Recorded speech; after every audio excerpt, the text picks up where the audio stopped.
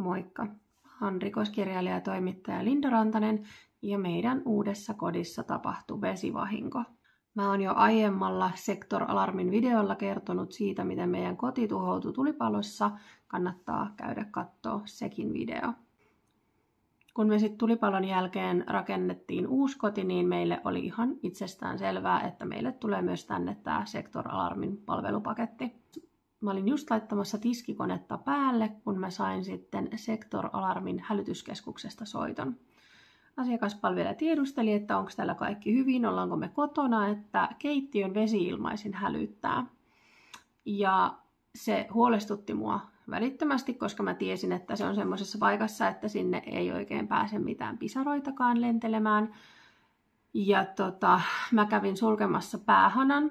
Ja oli tosi ihanaa, kun tämä hälytyskeskuksen työntekijä pysyi mun kanssa puhelimessa. Ja mä toki osasin ne mennä sulkemaan ja tiesin silleen, miten toimia, mutta mä uskon, että kaikki ei välttämättä toimi yhtä hyvin paineen alla.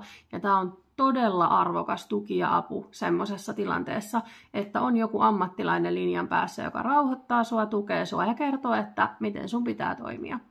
Siinä vaiheessa, kun mä tulin sit sulkemasta sitä hanaa, niin tuolta sokkelin alta vyöryi jo vesi vastaan. Siinä ei sit auttanut enää muuta kuin kuivailla irtovedet ja soitella korjausliikkeeseen. Ja seuraavana päivänä me saatiin tänne sitten kartoittaja paikalle. Kartoituksen jälkeen tämä mies totesi, että järjestelmän ansiosta oltiin pystytty reagoimaan niin nopeasti, että tämä vahinko ei ollut päässyt vielä leviämään kovinkaan laajalle. Ja huomautan tähän väliin, että se kuivaustyö kesti siltin 5 viikkoa.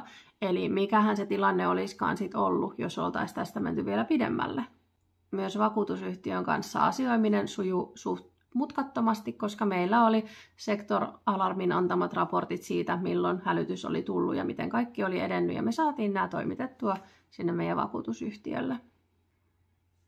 Musta tuntuu, että moni ajattelee edelleen, että tällainen hälytysjärjestelmä on hyödyllinen vaan murtovarkauksia varten, mutta omalla kokemuksella voin vilpittömästi sanoa, että näin ei ole.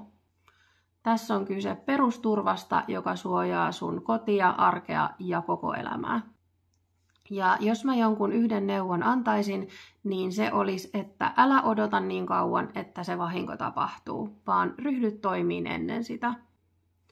Tee pieni suunnitelma, valitse luotettava palveluntarjoaja, asenna ilmaisimet kriittisiin kohtiin ja muista testata ne säännöllisesti. Se voi pelastaa sut ja sun kodin monelta pahalta asialta.